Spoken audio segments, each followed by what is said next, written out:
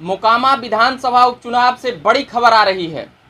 महागठबंधन में जनता दल यू राजद के उम्मीदवार के प्रति उतना समर्थन नहीं करेगी जितना कि बीजेपी के कैंडिडेट को समर्थन कर सकती है। इसको लेकर पहले भी यह अंदेशा था, मगर अब जो बातें समझ में आ रही है उसका कई कारण है। उसका कारण सबसे बड़ा यह है कि 2019 लोकसभा के वक्त जो मनमुटाव जदयू के अभी वर्तमान अध्यक्ष, राष्ट्रीय अध्यक्ष ललन सिंह और अनंत सिंह में जो हुआ था मनमुटाव लोकसभा के टिकट को लेकर कि मुंगेर से कौन लड़ेंगे, अंततः ललन सिंह वहां से मुंगेर से चुनाव लड़ते हैं। अनंत सिंह कांग्रेस के साथ चले जाते हैं, 2020 में आरजेडी के साथ आते हैं। ये सभी बातें जानते हैं, मगर उस वक्त दोनों दो ध्रुव की ओर थे। ललन सिंह एनडीए के उम्मीदवार थे जो अभी राष्ट्रीय अध्यक्ष हैं और वहां से सांसद भी जीते और अनंत सिंह वह चुनाव हार गए। मगर 2020 विधानसभा में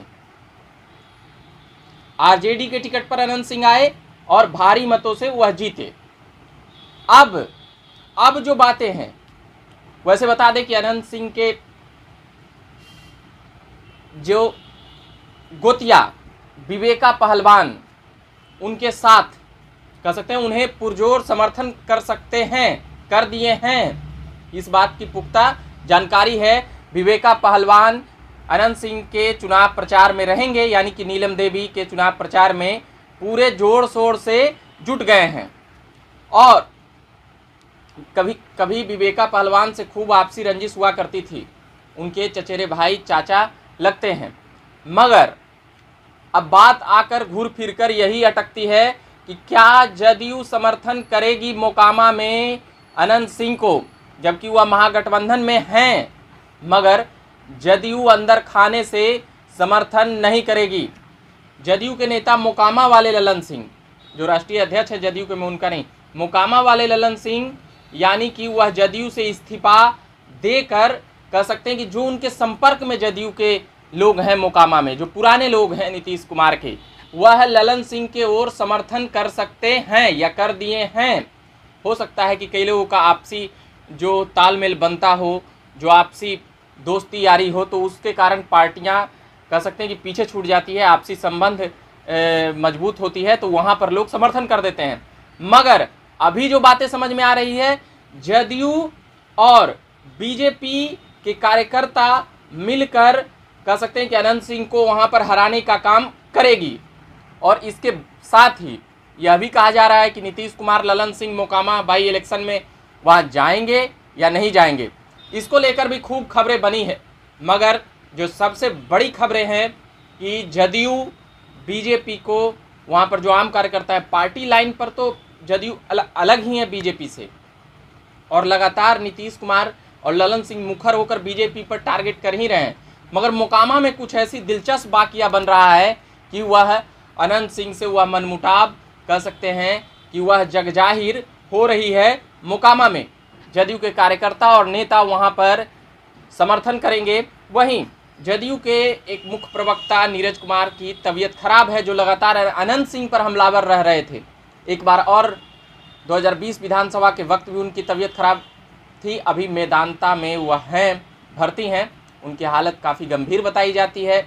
मगर पिछले बार चुनाव के वक्त भी उनका तबीयत खराब हो गया था, तो यह संदेह जताया गया कि वह नहीं जाना चाहते हैं, मतलब महागठबंधन के नेता के तौर पर नीरज कुमार मतलब अनंत सिंह को समर्थन करने के लिए। ये बातें भी जगजाहिर होते रही है। मगर जो कुल मिलाकर अभी बातें आती है, जदयू के कई नेता अनंत सिंह के साथ नहीं हैं।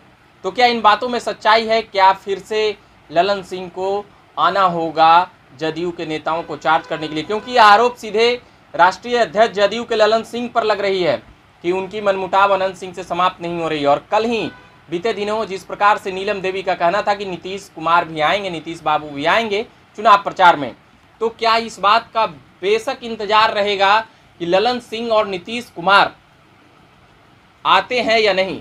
कभी किसी जमाने में वह प्रचार कर चुके हैं 2005 में, 2010 में अनंत सिंह के लिए।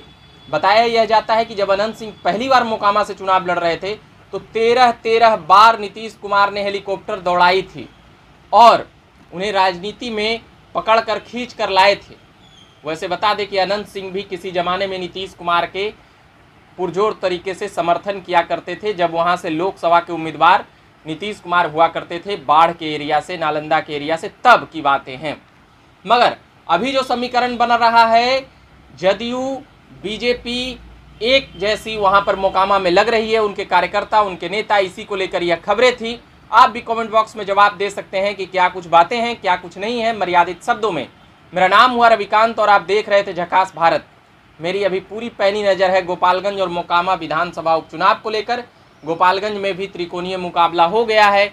बताया यह जाता है कि पहले और दूसरे नंबर की लड़ाई साधु यादव की पत्नी और बीजेपी के उम्मीदवार में रहेगी। आरजेडी तीसरे नंबर पर रहेगी, क्योंकि पिछले बार साधु यादव वहां से 42,000 मत लाकर हार चुके हैं। सुभाष सिंह वहां से विधायक चुने गए थे, मगर अब उनकी पत्नी वहां से चुनाव लड़ रही हैं। इस बार भी साधु यादव की पत्नी को कहा जा रहा है कि वही टक्कर में है। अब देखना यह है कि क्या कुछ वहां पर होता है। उन तमाम बातों और मुद्दों के साथ हम लगातार आते रहेंगे। अभी के लिए धन्यवाद।